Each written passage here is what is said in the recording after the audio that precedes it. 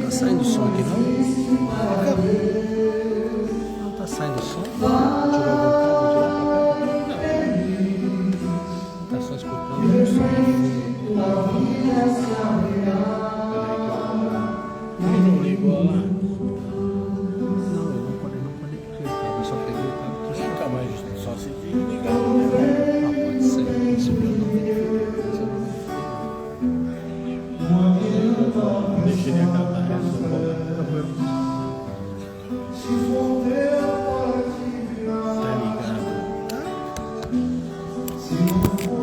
Peraí.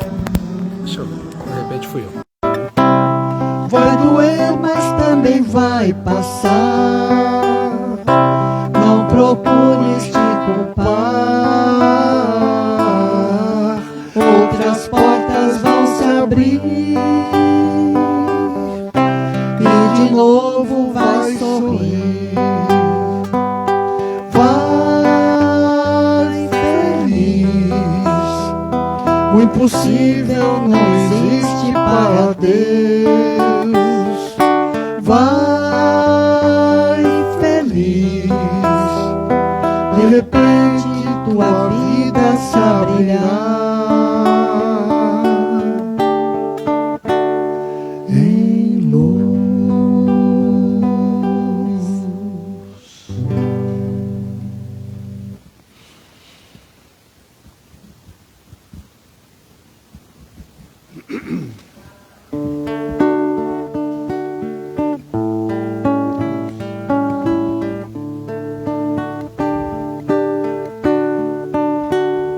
Barracão de zinco, sem telhado, sem pintura, lá no morro. Barracão é bangalô. Lá não existe felicidade de arranha-céus, pois quem mora lá no morro já vive pertinho do céu. Tem alvorada, tem passarada, alvorecer, sinfonia de pardais, anunciando o anoitecer. E o morro inteiro, no fim do dia, reza uma prece, Ave Maria. E o morro inteiro, no fim do dia, reza uma prece, Ave Maria.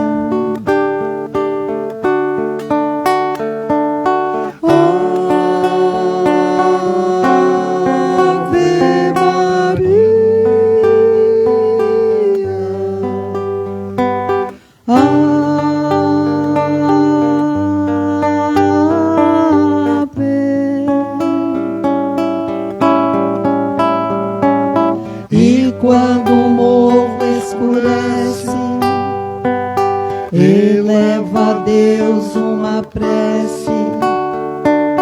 Ave Maria.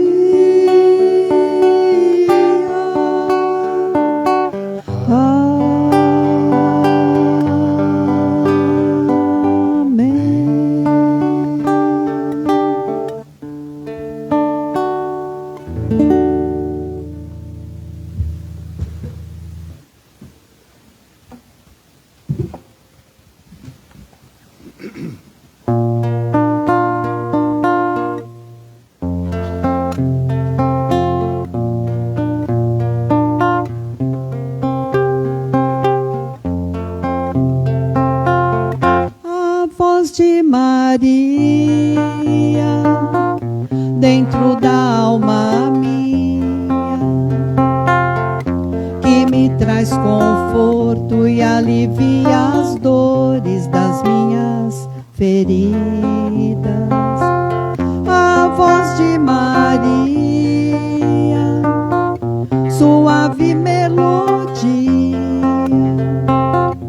que traz seu coração cada vez mais no coração de Jesus. As mãos de Maria sobre a alma minha, sua santa bênção, sua proteção para minha vida. A voz de Maria, as mãos de Maria, seu sorriso doce que me faz cantar. Tu és minha mãe, Maria.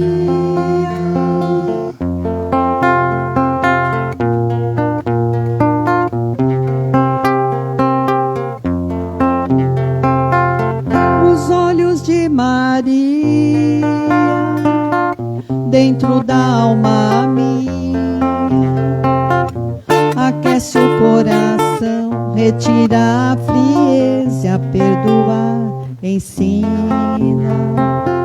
O amor de Maria, tão doce poesia, dentro do coração sussurra mais e mais o nome de Jesus.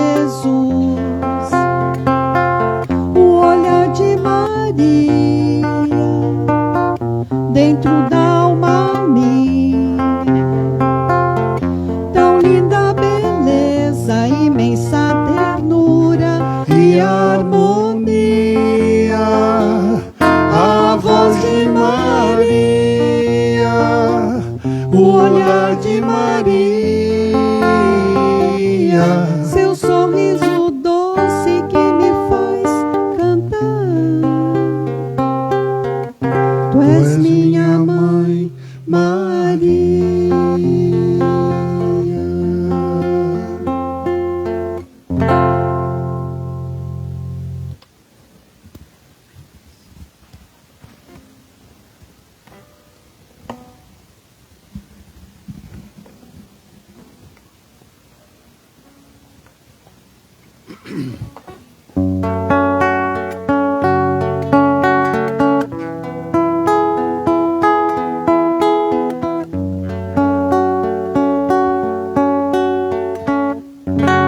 Ó Pai nosso, tu que estás nos que amam a verdade, faz que o reino que Ele prometeu chegue logo aos nossos corações,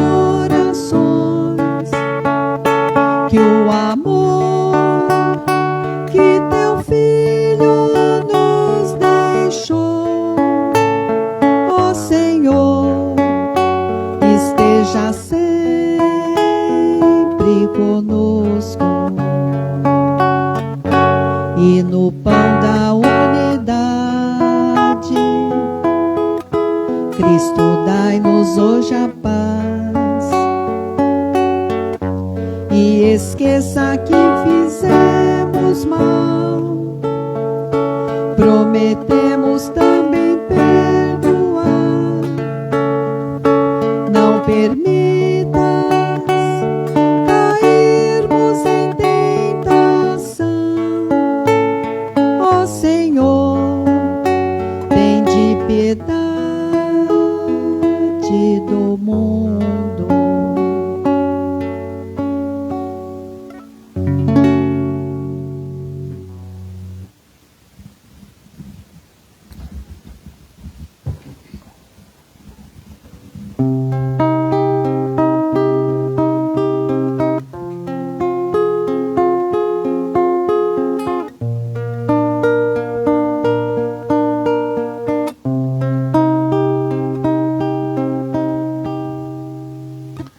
Como estiveres agora,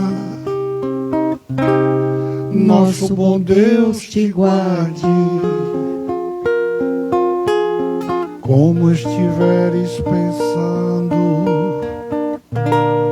nosso bom Deus te use. Onde te encontres na vida, que Deus te ilumine. Com quem esteja seguindo, nosso Senhor te guie.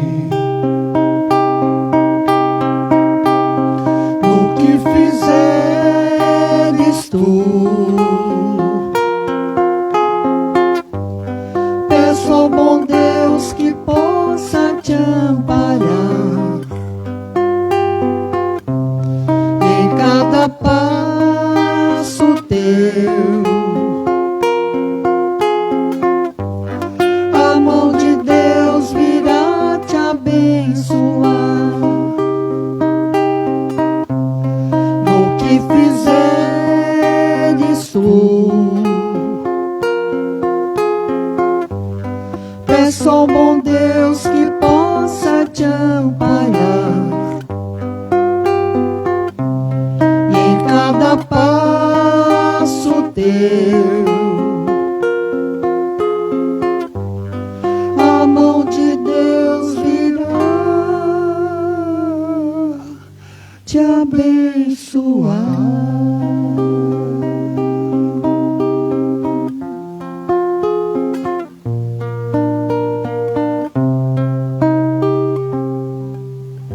Obrigada. Obrigado, pessoal.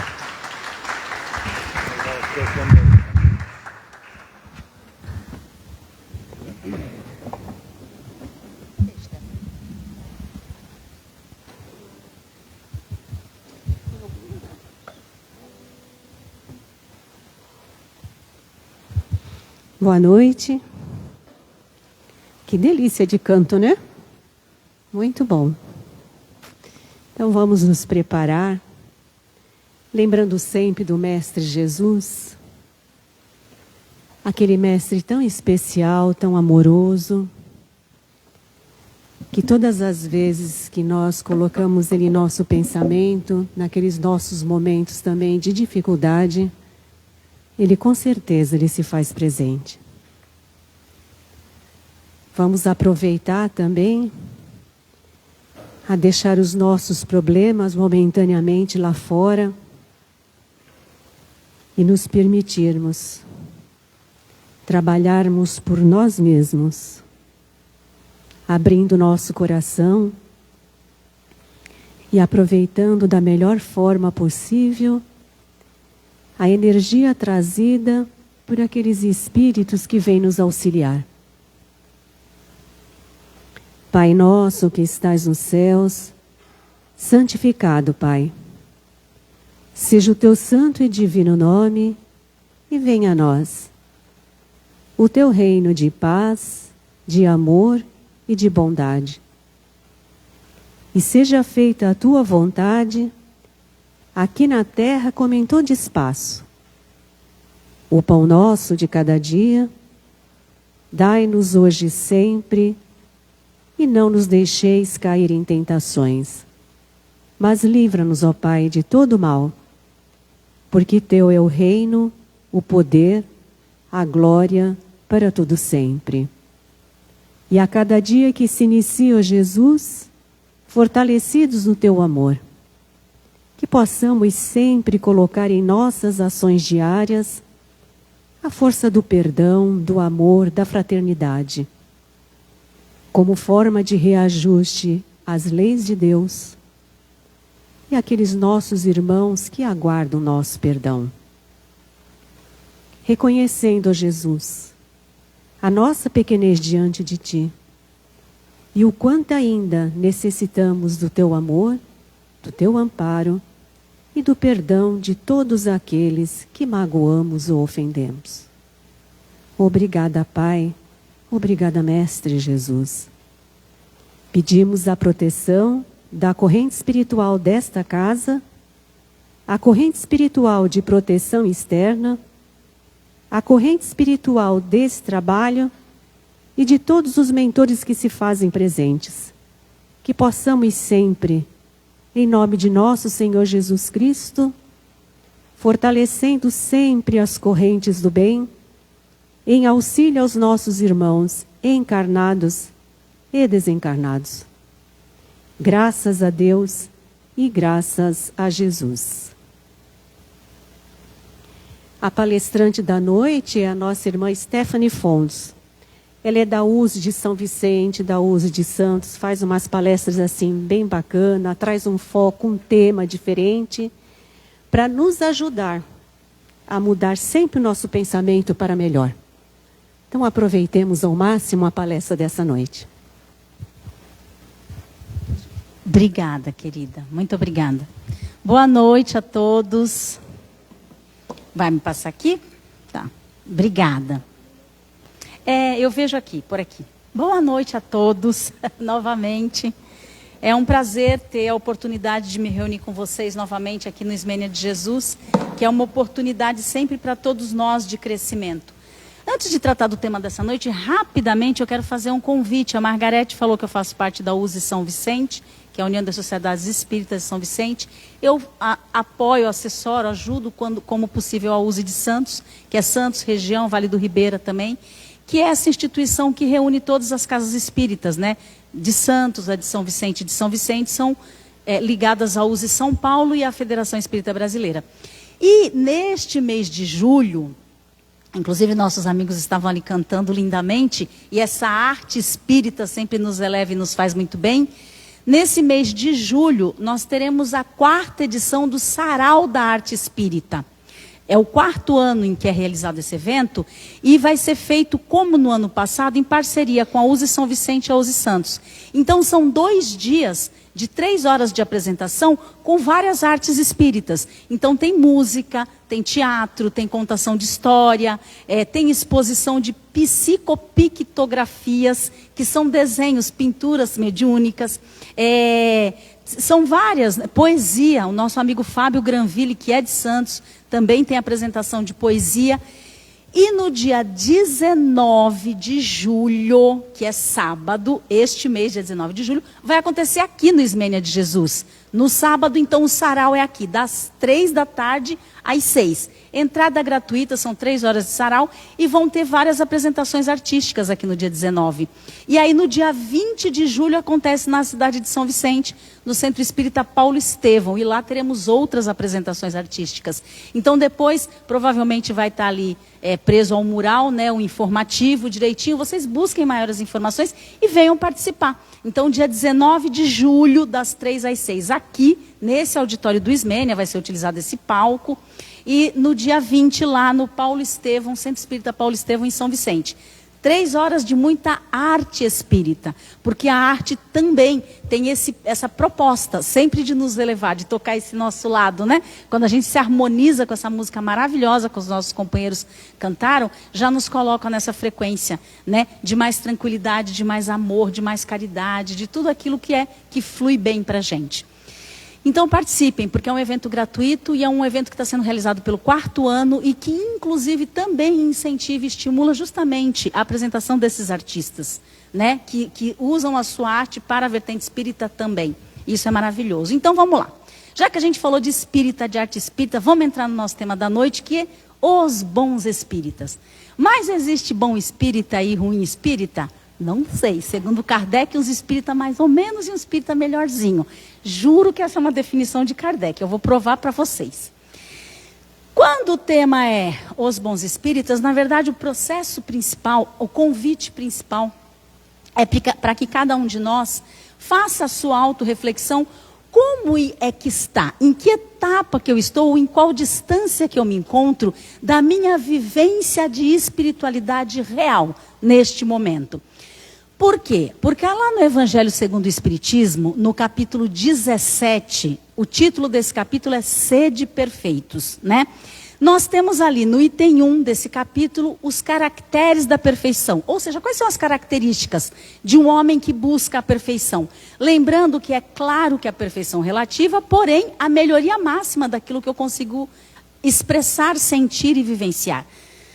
Lembrando que nós, enquanto seres encarnados, nós estamos em pleno processo de desenvolvimento no planeta Terra, desenvolvimento pessoal, né? E na vertente espírito, no desenvolvimento espiritual. Então, na realidade, um desenvolvimento integral do homem passa pelo processo do seu desenvolvimento pessoal, do seu desenvolvimento social, do seu desenvolvimento familiar e do seu desenvolvimento espiritual. Então, este é um desenvolvimento integral, né? Que a gente, quando pensa em desenvolvimento pessoal, a gente só lembra do espírito encarnado, da matéria, da experiência atual. Um desenvolvimento pessoal, ele integra várias outras vertentes, ou seja, nós somos um pouco mais complexos que isso.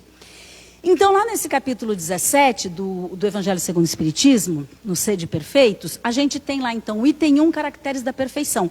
Ali, o Espírito de Verdade fala mais ou menos para a gente quais são as características, né, para que a gente atinja isso. E nós sabemos quais são as características principais. Humildade, caridade, fraternidade, solidariedade, tolerância, indulgência e todas aquelas virtudes que a gente ouve e já sabe, né, que existem e que nós devemos buscar alcançar, ou pelo menos nos aproximar, né, da prática dessas virtudes. No segundo item, a gente tem lá, o homem de bem. Estou só resumindo, tá, gente? Fazendo aqui uma introdução rápida. Então, no homem de bem, a gente tem justamente a orientação dos espíritos a respeito de como este homem consegue ou deve colocar em prática esses caracteres, essas características.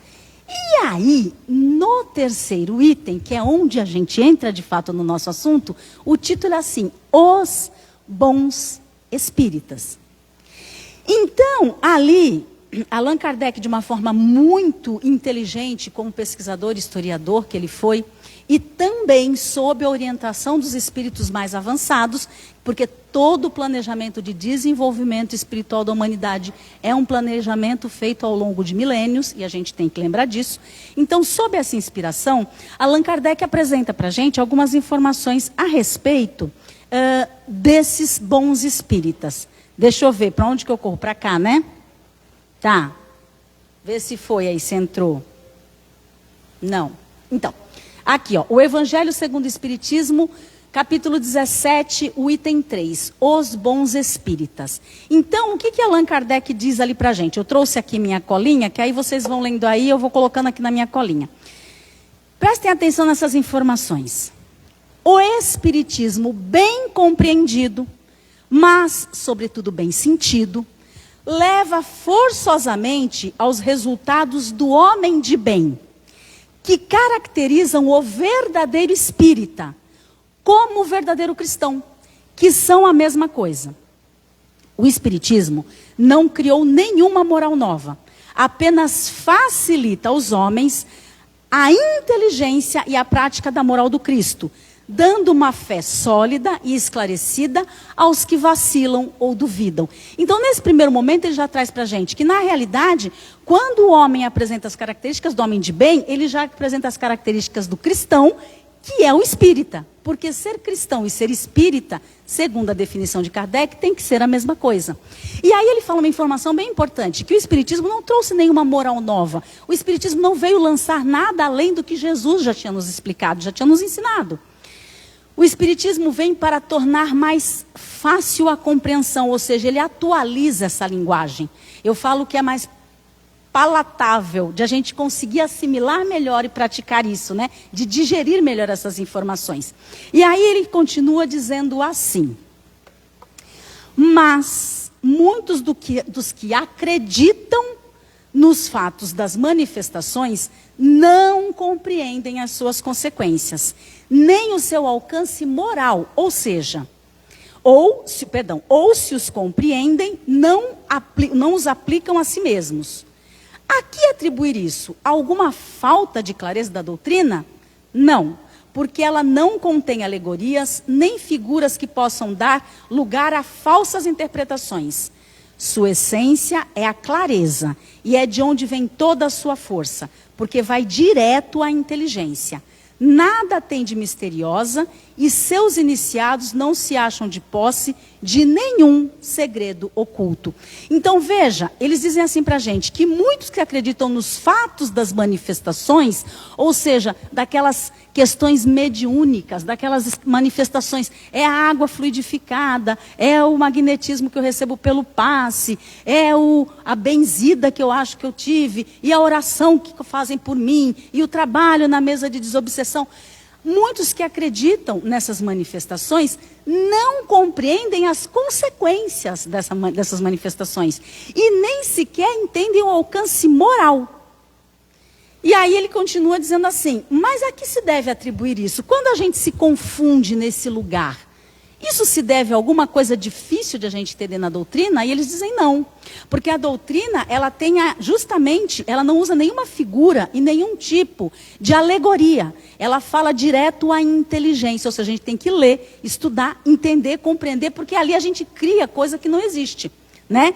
E aí eles dizem que é justamente daí que vem toda a sua força, porque nada ela contém de misterioso, né? E que os seus iniciados não se acham de segredo de posse de nenhum segredo oculto. Isso é importante, porque muitas vezes quando a gente chega e começa a ter contato com o espiritismo, muito equivocadamente a gente se encontra com pessoas que muitas vezes trazem aquele ar de mistério, né? Eu sou um médium que você não faz ideia, eu leio até seus pensamentos. Mas veja, o próprio Allan Kardec nos explica que ninguém que é um iniciado da doutrina está de posse de nenhum segredo oculto. E se não está de nenhum segredo oculto, também não está de nenhum superpoder. Então, isso que a doutrina nos diz, que a gente tem que ter essa clareza. E aí continua dizendo assim, eu sei que hoje eu vou propor bastante coisinha para a gente ler, mas daqui a pouco eu explico, eu acho que devagar vocês já estão também conseguindo compreender. Aí pergunta assim, então tá bom, se não se deve a nenhuma dificuldade de compreensão da doutrina, tem uma outra pergunta que eles fazem. Será então necessária para compreendê-la, ou seja, para compreender a doutrina espírita, uma inteligência fora do comum? Só pessoas muito intelectualizadas compreenderiam o que os espíritos nos dizem? E aí eles respondem, não. Tanto que homens de notória capacidade intelectual não a compreendem, ao passo que inteligências vulgares, de jovens mesmo, apenas saídos da adolescência, a apreendem com admirável precisão, em suas mais delicadas nuances.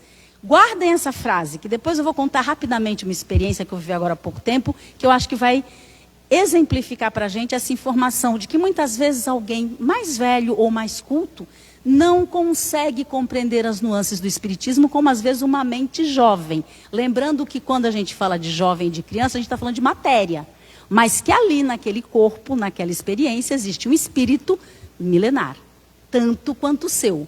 É esse o olhar que a gente deve lançar para as nossas relações, inclusive dentro das nossas casas, com os nossos filhos, adolescentes, netos e por aí vai, né? E aí ele continua dizendo assim para nós, quer ver? Isso é porque, peraí, deixa eu achar aqui o ponto certinho.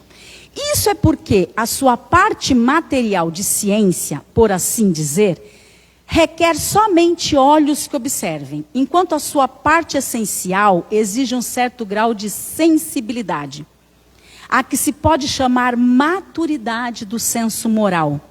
Maturidade que independe da idade e do grau de instrução, porque é peculiar ao desenvolvimento, em sentido especial, do espírito encarnado. Aí então, gente, nós temos a seguinte informação. Isso se dá porque a primeira etapa, a primeira parte da doutrina espírita, ela é toda baseada em ciência. E quando a gente fala em ciência, basta uma observação mais detalhada que a gente consegue, se a gente tiver um intelecto minimamente desenvolvido. Então, tudo aquilo que a gente observa e comprova, a gente tem facilidade de entender. Então, lembra que a doutrina espírita ela tem 3 pilares, que são ciência, filosofia e religião. Então, o que acontece? Quando você olha, como eles dizem, por assim dizer, só para o aspecto científico, ou seja, é possível fluidificar uma água? Sim, nós já sabemos que sim. É possível a transfusão de um magnetismo através de uma imposição de mãos num passe com o ambiente preparado? Sim, nós já sabemos que sim. É possível você tranquilizar alguém no atendimento fraterno quando você não apenas ouve, mas você também doa naquele momento os seus fluidos de socorro e auxílio? Sim. E a gente já vive essa experiência e sabe que sim. Então isso está tudo baseado na própria experiência física. Eu senti bem-estar, eu fui socorrida, eu fui assistida, então eu sinto fisicamente esse impacto, essa resposta. Então, para esse ponto, tudo bem. Mas a questão é que, como eles dizem aqui para a gente, para essa sensibilidade, essa percepção do senso moral, há que se ter um pouco mais de desenvolvimento. E aí é quando eles dizem para a gente. E esse desenvolvimento, num sentido especial, é o desenvolvimento, né, do espírito encarnado. Por isso que eu falei que a questão do desenvolvimento pessoal não para só na sua existência atual. E nem só nas suas experiências terrenas. Vai também no teu processo de espiritualização. E qual é o caminho para o homem espiritualizar? Sua compreensão de como as coisas funcionam no planeta Terra, principalmente pelas suas experiências pessoais. Depois ele tem que passar para o campo, não só da observação, mas da análise, da reflexão. E aí é onde a gente entra na parte filosófica da doutrina. Porque muitas vezes quando a gente pensa em filosofia, parece que os filósofos eram homens que não tinham nada para fazer, eles ficavam ali contemplando a natureza e a vida dos outros para ver o que eles decidiam. Não, filosofia não é isso. Tanto que todo o ensinamento cristão a gente chama de filosofia cristã. É uma capacidade que a gente desenvolve a partir da nossa própria vontade, a partir dos nossos próprios esforços, de analisar uma situação, de filosofar sobre ela, de compreender além só do aspecto material. E uma vez tendo a experiência, uma vez analisando, fazendo uma reflexão disso e entendendo o conceito moral, aí eu passo para o processo de espiritualização, que é quando eu então mudo o comportamento, mudo o conceito, mudo ideias, e eu manifesto então ao meu redor e na minha própria vida o resultado de tudo isso, ou seja, uma melhoria em todas as minhas condições. Só que aí, isso foi o que Allan Kardec explicou para a gente, nesse pequeno trecho do capítulo 17 do Evangelho segundo o Espiritismo. Mas aí eu trouxe aqui para a gente também uma análise bastante interessante, feita, aí essa foi do próprio Allan Kardec, em O Livro dos Médiuns. Eu vou até colocar aqui já para vocês, não o texto, mas já o livro aqui, ó, O Livro dos Médiuns. Lá no capítulo 3, o capítulo 3 é o capítulo que fala o método. Porque é muito interessante, porque nesse trecho, Allan Kardec diz para a gente o seguinte. Ele diz assim, que uma vez que o homem toma contato com o Espiritismo, ele então, a partir dessas primeiras experiências, ele assume determinadas posturas. Ou seja, ele faz uma leitura e assume então para si, para a sua vida, um determinado comportamento, uma ideia que vai passar a reger a sua existência. Só que Allan Kardec diz para a gente que muitos, e ele fala que é boa parte, dos que têm contato com a doutrina espírita, com o espiritismo, na realidade pouco compreendem. E principalmente poucos compreendem, de novo, quais as consequências morais para si e para o outro dessas experiências que vive. E aí Allan Kardec, lá nesse capítulo 3 do livro dos médiuns, ele categoriza, digamos assim, ele fala que existem 4 tipos de espíritas. Então ele fala assim, há muitos que já tomaram contato com o Espiritismo, mas ainda não perceberam qual é a verdadeira finalidade do Espiritismo. E sem essa percepção, eles acabam estando mais distantes da sua real vivência espiritual, já enquanto encarnado. Então eu vou colocar para vocês, esse trecho, Allan Kardec diz assim para a gente, ó.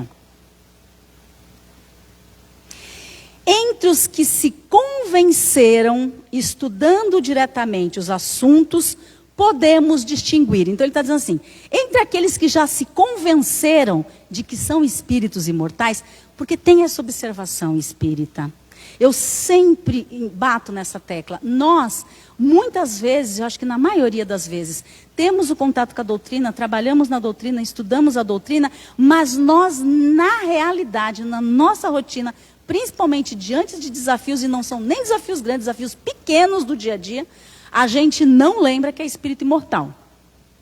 Você está lembrando agora, se amanhã de manhã alguém bater na traseira do teu carro, quem vai sair do carro? Um espírito imortal ou só o cidadão que acabou de sofrer um acidente de carro? Eu falo isso porque eu também vivo essas experiências. Como a gente se comporta? É tudo aqui, porque tudo é contra mim, porque todos estão contra mim, porque a gente não presta atenção. Eu vou me comportar como? Aos gritos, batendo porta, já violentando o outro verbalmente, antes de deixar o outro sequer pedir desculpa. Porque a gente faz. Quando o nosso lado bicho, nosso instinto aciona, e nós temos ele, e ele é importante para a preservação da nossa vida, para a perpetuação da nossa espécie. Mas quando a gente só vivencia esta frequência animal, é quando a gente tem o tempo todo essas reações. E aí nós estamos vivendo só o materialismo da nossa existência. Ele tem que ser vivido, mas de forma adequada. Sem esquecer qual é a distância que eu estou do meu processo de vivência espiritual. E aí ele diz assim para a gente, ó. Entre os que se convenceram, então vamos dizer que a gente já se convenceu de que a gente é espírito imortal, combinado? Ele diz assim, entre os que já se convenceram, estudando diretamente os assuntos, nós podemos distinguir. E olha que interessante, ele vai criar 4 classes, 4 tipos de espíritas. Ele diz assim, ó. 1. Os que acreditam pura e simplesmente nas manifestações. Eles consideram o espiritismo como uma simples ciência de observação, apresentando uma série de fatos mais ou menos curiosos. Chamamos-los de espíritas experimentadores. Quando que nós nos colocamos no lugar de espíritas experimentadores? É quando nós frequentamos a casa espírita, trazemos a água para fluidificar ou para energizar. Nós participamos desse momento de elevação e lemos as mensagens e nos tocamos. Só que é muito mais a parte da mediunidade, das manifestações que nos fascinam e que nos atraem. Então é mais ou menos assim. Sim, depois do trabalho de desobsessão da mesa, eu vou começar a dormir melhor, porque eu estava dormindo meio perturbado e tendo uns pesadelos, acordando durante a madrugada. A gente vive essas experiências, eu também. Ou então assim, vou levar essa aguinha fluidificada para minha casa, a garrafinha, e vou tomar de pouquinho ao longo da semana e vou estar sempre mais calmo. E fica mesmo. Então a gente tem o contato com as manifestações, com as ações e só. A gente não consegue compreender quais são as consequências. Os espíritos iluminados, o meu anjo guardião, todos os trabalhadores que fazem a egrégora do Ismênia de Jesus, eles estão ali só para um simples socorro? Quando eu vou lá, é para ser atendido e depois eu vou embora e vivo a minha vida, nem lembro que eles existem? Então, essa é a pergunta que a gente tem que se fazer. Então, são os espíritas experimentadores. Eles acabam psiquicamente e por um olhar equivocado, parando só na manifestação. Eles param só naqueles benefícios que eles podem adquirir ao ter contato com a doutrina espírita. Gente, por isso que eu falei, isso é uma definição de Kardec. Se ninguém gostar aqui, vai reclamar com Kardec. Eu só estou trazendo a informação. Espíritas experimentadores. Aí, então, Kardec traz para a gente o segundo tipo ou classe de espírita, segundo a orientação, né, a definição dele. Ele diz assim: os que não se interessam apenas pelos fatos e compreendem o aspecto filosófico do espiritismo, admitindo a moral que dele decorre. Então perceba que já foi um passinho mais para frente, concorda? Então, quando a gente não está preso só às manifestações, às ações, aos benefícios, e a gente já compreende o aspecto filosófico, lembra que eu falei? É ciência, filosofia e religião. Então, a gente saiu só do aspecto da observação e foi já então para o aspecto da reflexão. Ciência. Ele diz assim para a gente. Aí tem o mais, né? A vírgula e o mais do Kardec é para derrubar a gente. Que aí ele fala assim, admitindo a moral que dele decorre, mas sem a praticarem. Aí ele diz assim: a influência da doutrina sobre o seu caráter é insignificante ou nula. não modificam em nada os seus hábitos e não se privariam de nenhum dos seus prazeres. O avarento continua insensível, o orgulhoso cheio de amor próprio, o invejoso e o ciumento sempre agressivos. Para eles, a caridade cristã não passa de uma bela máxima. São os espíritas imperfeitos. Então, aí é quando a gente está naquele estágio, e quando eu falo estágio, gente, não significa que ninguém vai evoluindo, de repente não desce uma casinha atrás, viu? É igual banco imobiliário, de vez em quando a gente perde uns pontinhos, umas estrelinhas. Porque esse é um processo que oscila em nós, né? Ainda mais dependendo da experiência em que cada um se encontra. E a gente sempre encontra ao longo do caminho experiências difíceis, que aliás é o propósito, a gente está aqui para isso. Então, os espíritas imperfeitos, segundo Kardec, são aqueles que não se prendem só mais às manifestações, às ações e aos fatos, mas eles já compreendem que existe uma moral nesse contato. Porque, veja, gente, até para resumir, no Espiritismo a gente tem dois tipos de relação, dois lados desse contato. O contato dos encarnados com os espíritos e dos espíritos com os encarnados. Eu não estou tratando aqui dos espíritos com encarnados, a gente está tratando só dos encarnados com os espíritos. Só da gente, o que a gente tem de benefício e como a gente olha a doutrina. Esses espíritas, os espíritas imperfeitos, são justamente aqueles que trabalham nas casas, são aqueles que estudam também e que muitas vezes se dedicam ao longo de muito tempo à doutrina espírita. Às vezes até o seu desencarne. Mas apesar de olhar a máxima cristã como algo muito bonito, isso é quase que inacessível. Mas não é inacessível. Vai depender do quê? Segundo o Espírito de Verdade, da nossa vontade. E segundo eles, basta um esforço pequeno. Não sou eu que estou falando, são eles que falam. Lembrando que esses espíritos que nos falam essas coisas, eles já estiveram onde nós estamos, eles estão bem mais adiantados. Então, eles sabem do que eles estão nos orientando. Né? Então, esses espíritas imperfeitos, eles me fazem lembrar uma informação muito importante, que eu não sei se todos vocês sabem, mas Moisés, que era um legislador hebreu, ele, uma época, baixou uma lei proibindo o contato com os espíritos. Vocês sabiam disso? Que na época não eram chamados de médiuns, eram chamados de profetas, né? Eram os profetas, as profetisas, que eram aquelas pessoas que viam o futuro, que na realidade eram médiuns. Aí uma coisa que assim faz a gente refletir, que eu acho que é uma reflexão bem interessante, é justamente isso. Tem um dos preceitos do direito, gente, da lei, que diz o seguinte: só é criada uma proibição de algo que exista, de algo que seja possível. Então, por exemplo, aqui no nosso país, você nunca vai ver o Conselho Nacional de Trânsito ou qualquer outro órgão que regulamente o tráfego criar, por exemplo, uma lei que proíba trafegar a 500 km por hora. Porque não existe carro que consiga trafegar a 500 km por hora. Então, para existir uma proibição, isso é uma das coisas que são preconizadas pela lei, é necessário que seja proibido algo que seja possível. O que já faz a gente entender que se Moisés proibiu o contato com os espíritos, adivinha? É porque tinha contato com os espíritos, senão ele não proibiria.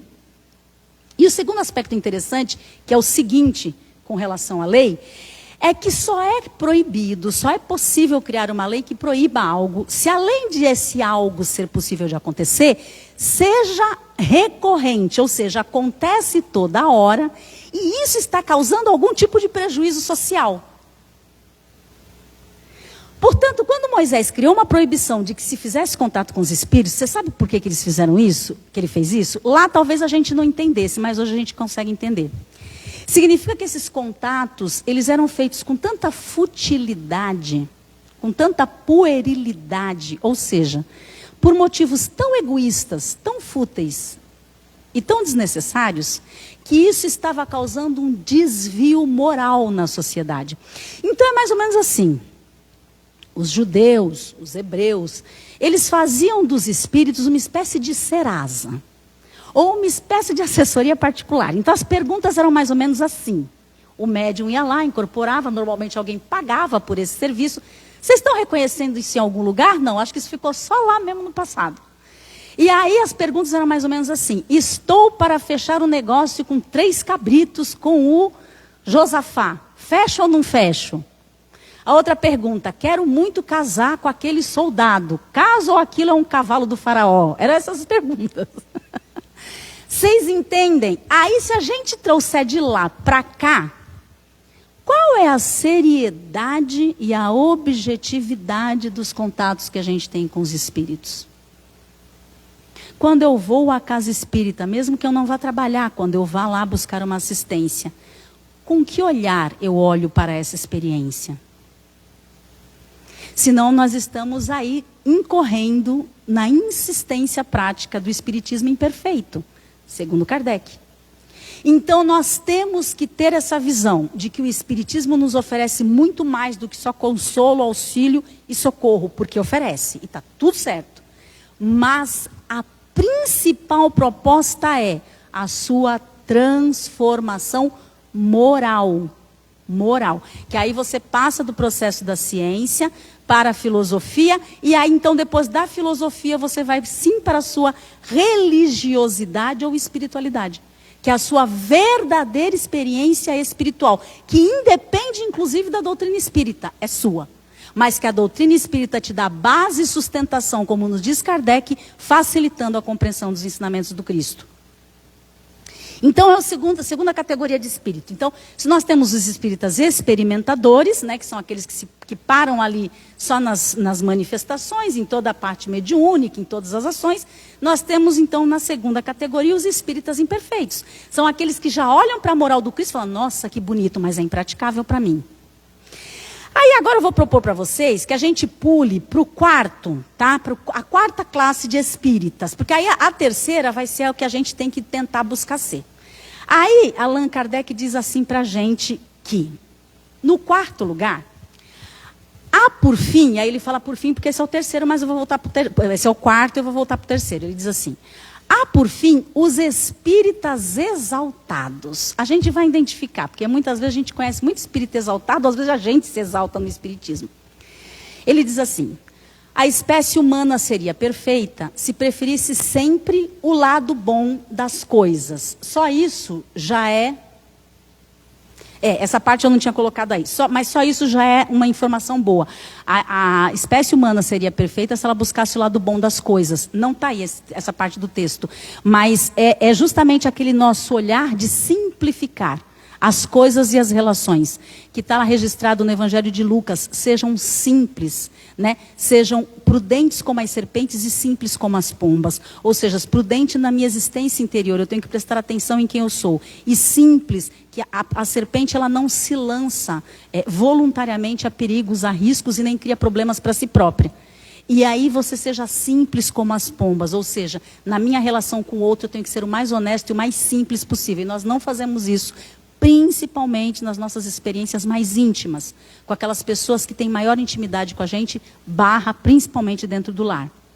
Mas, continuando aí, há por fim os espíritas exaltados. E ele diz assim, o exagero é prejudicial em tudo. No espiritismo, ele produz uma confiança cega e frequentemente pueril nas manifestações do mundo invisível, fazendo aceitar muito facilmente e sem controle aquilo que a reflexão e o exame demonstrariam ser absurdo ou impossível, pois o entusiasmo não esclarece, ofusca. Esta espécie de adeptos é mais nociva do que útil à causa do espiritismo. São enganados facilmente por espíritos mistificadores ou por pessoas que procuram explorar a sua credulidade. Se apenas eles tivessem de sofrer as consequências, o mal seria menor.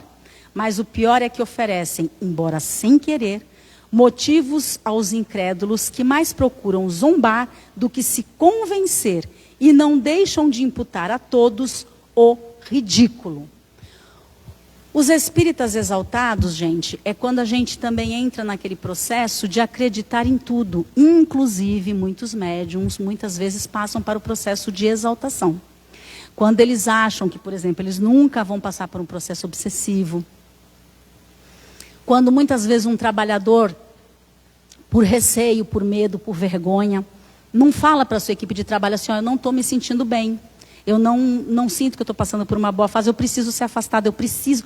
Vocês imaginam o que é para um dirigente de trabalhos mediúnicos falar assim, eu preciso passar por um tratamento desobsessivo?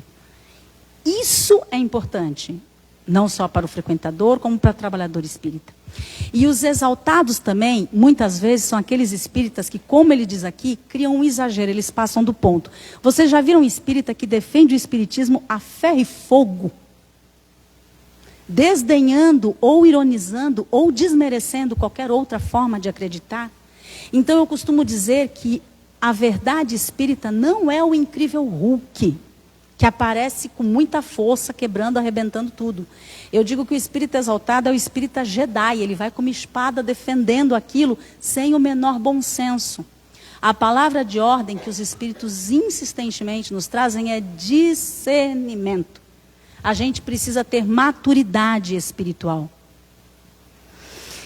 Com relação a essa história do espírito exaltado, e até sim, que aí a gente passa realmente a acreditar em tudo, lembrando que Kardec deu aquela orientação importante.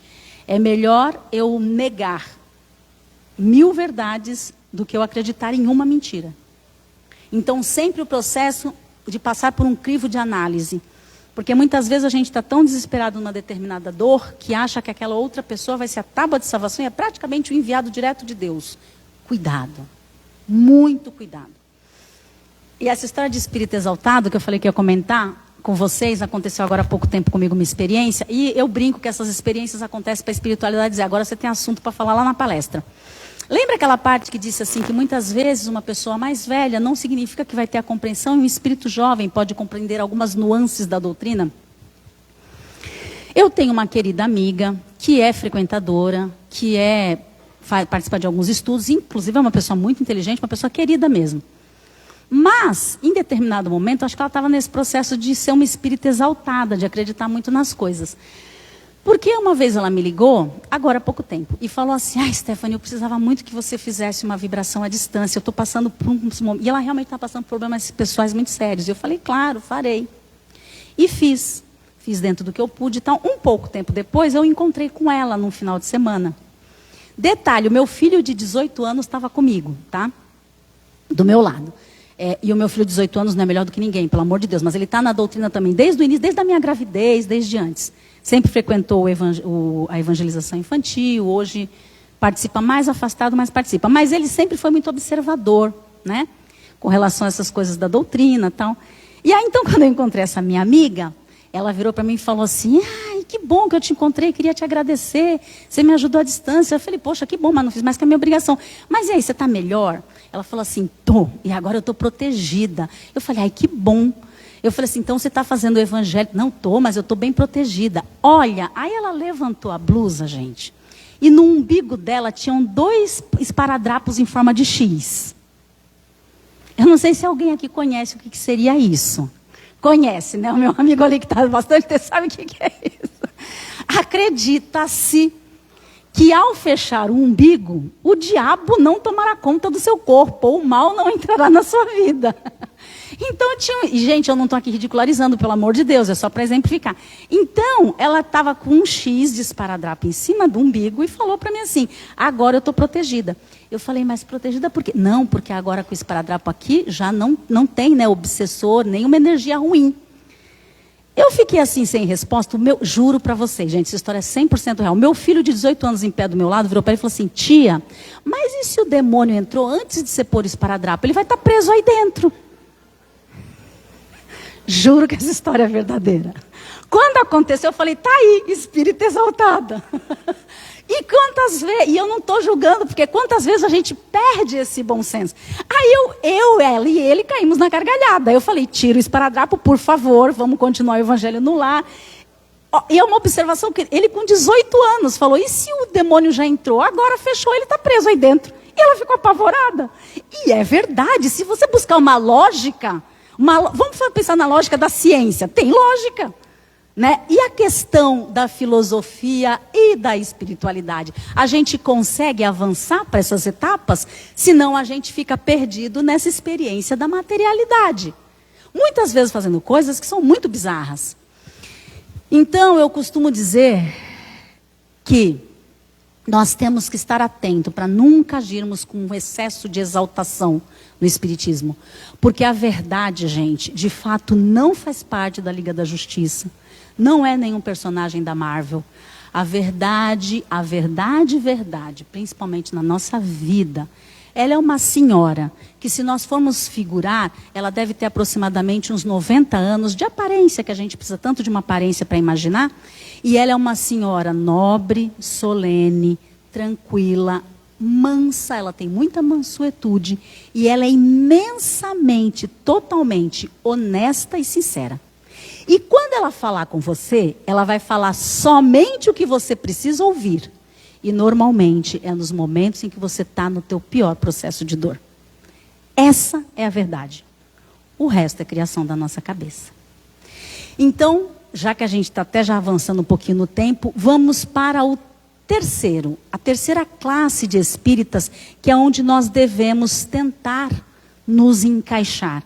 A partir dessa elucidação que Kardec traz para nós. Ele diz assim: terceiro, os que não se contentam em admirar apenas a moral espírita, mas a praticam e aceitam todas as suas consequências, convictos de que a existência terrena é uma prova passageira, tratam de aproveitar os seus breves instantes para avançar na senda do progresso, única que pode elevá-los de posição no mundo dos espíritos, esforçando-se para fazer o bem e reprimir as suas más tendências. Sua amizade é sempre segura, porque a sua firmeza de convicção os afasta de todo mau pensamento. A caridade é sempre a sua regra de conduta. São esses os verdadeiros espíritas, ou melhor, os espíritas cristãos. Essa denominação de Kardec, inspirado pela espiritualidade, é excelente. Espíritas cristãos. E eles estão colocando um adjetivo no espírita. Porque, veja, gente, tem diferença de eu ser um cristão espírita e eu ser um espírita cristão? Tem. Se eu digo assim, ele é um cristão espírita, significa que ele é cristão da vertente do espiritismo. Então existe o cristão católico, existe o cristão protestante, existe o cristão messiânico, existe o cristão budista, existe o cristão espírita. Então ser cristão de uma das vertentes religiosas. Agora, quando eu digo assim, eu sou espírita, aí você me pergunta, qual dos 4? Entenderam? O cristão. Então é o processo que eu já estou de compreensão, de não parar no espírita experimentador, de tentar superar o espírita perfeito e de não passar o ponto para chegar no espírita exaltada. Eu sou espírita cristão. Eu tenho realmente, ou busco ter a compreensão do que a doutrina espírita me oferece. Muito além do que só as manifestações. É principalmente a noção da consequência moral dessa experiência. E a partir dessa resposta, eu vou entender em que distância eu realmente estou da minha verdadeira experiência e vivência espiritual neste momento. É isso, gente. Muitíssimo obrigada. Até a próxima oportunidade e uma excelente semana para nós. Muito obrigada por me receberem. Muito obrigada.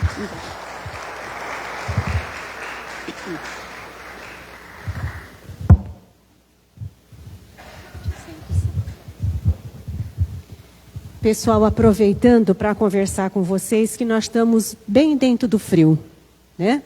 Iniciamos aí o frio, bastante gente tem procurado a nossa casa, à procura de roupas, casacos, blusas de manga comprida, moletom, calça comprida, meia, tênis. Então, aqueles que tiverem em casa, que são peças que não vão usar mais, se vocês puderem doar nossa casa, nós agradecemos. Porque o frio dentro de casa está difícil e na rua está terrível. Tá? Nós temos também uma campanha permanente de material de higiene, que são os sabonetes, pasta de barba, tudo que se refere à higiene diária do ser humano. Aqueles que puderem colaborar, nós também agradecemos. Uma boa noite. E vamos aos passos.